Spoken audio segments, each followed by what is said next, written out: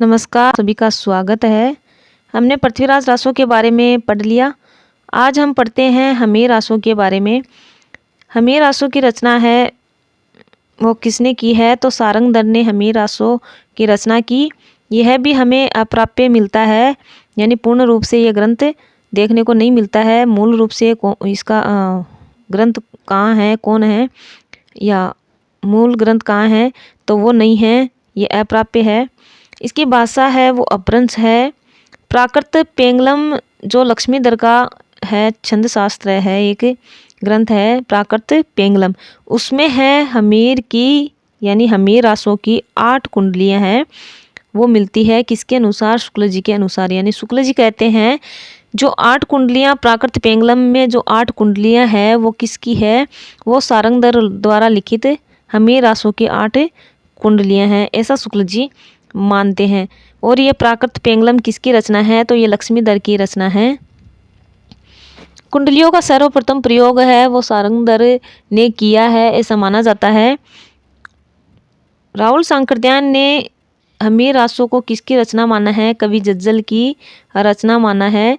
यानी राहुल सांकृत्यायन इसको कवि जज्जल की रचना मानते हैं। हजारी प्रसाद द्विवेदी है वो हमीर को कहते हैं कि हमीर जो अमीर है वही हमीर है, यानी हमीर का नाम अमीर है, और 13वीं सदी की रचना है मानी जाती है। हमीर रासो है वो 13वीं सदी की रचना मानी जाती है।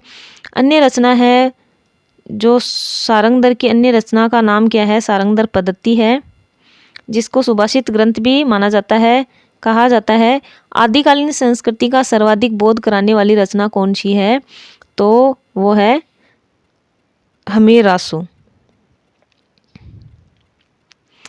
पिंगल की सर्वाधिक प्रमाणिक रचना इसको सारंगधर पद्धति को है वो आदिकालीन संस्कृति का बोध करवाने वाली सर्वाधिक रचना माना जाता है। और यह सर्वाधिक पिंगल रचना सर्वाधिक प्रमाणिक रचना पिंगल की है, इसको सारंगधर पद्धति को माना जाता है। आगे हम देखते हैं रणमल छंद। छंद है वो किसका है, श्रीधर का है।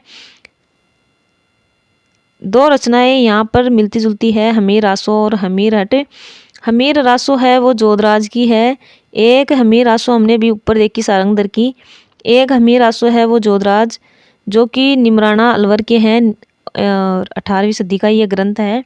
एक है हमीर हट नाम से जो कि चंद्रशेखर वाजपेयी का है। इस प्रकार आप मिलती जुलती रचनाओं को भी याद करते चले।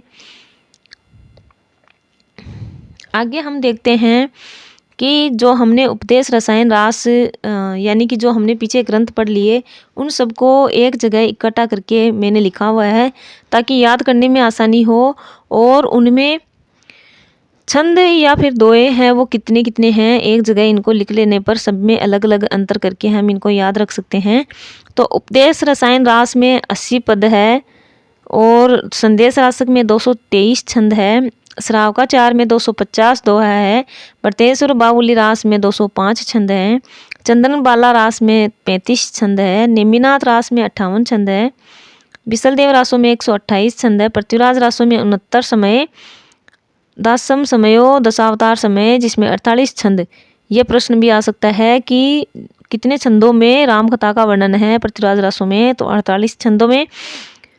कुल छंद कितने हैं, तो 16,306 छंद कुल है। कितने समय सर्ग है, तो 69। बसंत विलास में 84 दोए हैं। इस प्रकार आपको एक जगह लिख लेना है ताकि याद करने में आसानी हो, सभी में अंतर करते हुए हम इनको याद रख सके। फिर देखते हैं संपादन कार्य कि किस किस रचना का किसने संपादन कार्य है वो किया है। तो दोहा कोश का संपादन हमने पढ़ा था, प्रबोध चंद्र बागची ने किया है। और इसका मगही में अनुवाद और संपत्ति अरियाणी ने किया है। संध्या शैली है मुनिदत्त अद्वैय व्रज ने अपनाई है। कोल निर्णय बोध का संपादन किसने किया है, तो प्रबोध चंद्र बागची ने किया है। शब्दानुशासन का संपादन किसने किया है, पिसेल ने किया है। बटेश्वर बाहुबली रास का संपादन जिन विजय सूरी ने किया है। बिसलदेव रासों का संपादन कार्य किसने किया है, सत्य जीवन वर्मा ने किया है। इनको एक जगह लिख कर के याद करने पर याद रखने में आसानी हो जाती है। ढोला मारूरा दुहा का संपादन है वो सूर्यकरण पारिक ने, राम सिंह और नरोत्तम दास ने किया है। बसंत विलास का केशव राय, हरिराय, हर्षद राय, ध्रुव ने किया है। वर्ण रत्नाकर का है सुनीति कुमार चटर्जी, बबुआ मिश्र ने किया है। इस प्रकार हमने रासो साहित्य है वो देख लिया है, पढ़ लिया है, पूरा हो गया है रासो साहित्य। अगले वीडियो में हम देखेंगे लोकाश्रित साहित्य। तब तक के लिए धन्यवाद।